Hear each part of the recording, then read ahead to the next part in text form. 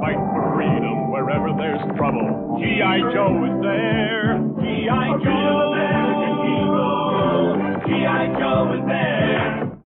Last week, the Republican governor of Florida, Ron DeSantis, airlifted 50 illegal migrants to the rich liberal enclave of Martha's Vineyard in Massachusetts, and the exclusive island of white liberals sprung into action.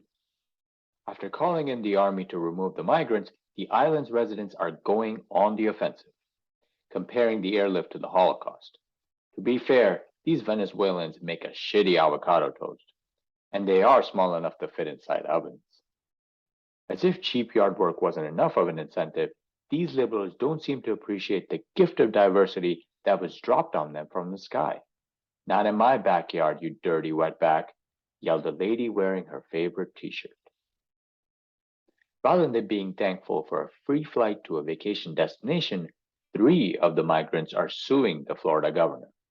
If assimilating into American culture was the problem, these fence jumpers sure proved us wrong. The Los Angeles School District has put out a video in which they suggest that there's no such thing as bad food. Finally, I've been waiting for someone to tell me that fried chicken and biscuits for breakfast is okay, especially coming from an obese cow who's only ever felt guilty for not getting her burger animal style that one time. And these same people want to talk about being marginalized. Please, start with marginalizing your food intake so you don't spill into my basic economy seat next time. Only then we can talk about you being shamed for choosing extra gravy on your biscuits. They claim that a woman only earns 66 cents to every dollar a man earns. For God's sakes, cut your calories by that much, and we could open up some ER beds. When you lose, society wins. President Biden has made a deal with the Taliban to free an Afghani heroin kingpin in exchange for an American engineer. Some are furious about the deal, but I don't know what the big deal is. You see, after opening up the southern border and saturating the market with fentanyl, the demand for heroin is non-existent. See, the free market works. Like and subscribe to the channel. Otherwise, I'm going to have to beat my wife with the toothbrush.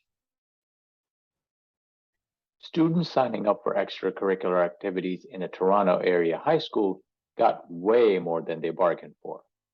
A shop teacher has gone viral for all the wrong reasons. 2, to be precise. Kayla Lemieux, who is a man, wears 2 massive prosthetic mammaries to his job at Oakville High School. As you can imagine, we at Jihad Joe program were quite worried about Mr. Lemieux's beautiful, totally natural looking, long hair getting caught in that table saw. Judging from the particulars, it seems to be awfully cold in that shop class. After passage of a new law in Illinois removing cash bail, Chicago is set to release criminals into their streets. With the crime at record high levels, I'm a bit worried about these rapists and murderers being able to survive on the mean streets of today, especially once they realize who's running the city these days. It's a man, it's a woman, it's a Q-tip that survived an arson attack. Stacey Abrams, who's running for Georgia governor, has claimed that the heartbeats of children in a mother's womb are fake. Her comments are a response to the heartbeat law that bans aborting a child once a heartbeat is detected. There is no such thing as a heartbeat at 6 weeks. It is a manufactured sound designed to convince people that men have the right to take control of a woman's body away from them. So while all of the gynecologists in the state of Georgia are conspiring to play fake heartbeat sounds during thousands of routine checkups, all of the zoologists are conspiring to rig the weighing scale at her next doctor's appointment. Abrams also ran 4 years ago and lost. Now, before you get too excited, she ran for governor, not physically running. I repeat, no physical running. Last time that happened, it was when McDonald's brought back the McRib. Unfortunately, in both instances, the scales of history did not tip her in her favor. Mr. Abrams is no stranger to false claims, as she blamed her last election loss on fraud and still claims that 4 years later. Now, if you wanted to vote for a lying politician with a propensity to overeat and claim election fraud, I have just the guy for you. At least he'll make you laugh.